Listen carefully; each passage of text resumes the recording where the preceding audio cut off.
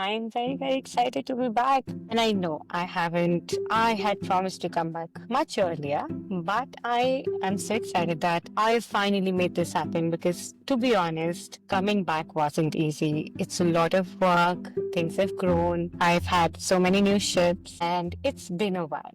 But I am very excited to be back. I can't tell you how this time away from the podcast has made me so wanted. Like, I am really looking forward to it. I did have my mic set up, there was a guest lined up, the questions were prepared, the research was done, and the guest didn't show up. This is what happens a lot of times when you run a podcast. And I think so in the last season, there was a lot of burnout for me when it came to recording and lining up things, and then people often not showing up or rescheduling. That I decided to take some time away. And even today, I felt a little bit of frustration that came staring at my screen and just waiting and coordinating. And then something shifted, and I was like, you know what? Maybe this is an opportunity for me, for you, to be able to speak to each other and to actually begin this podcast in the most honest, in the most imperfect, but in the most real way. This season, I want to change things up. So I'm talking about not only talking about the art world. No,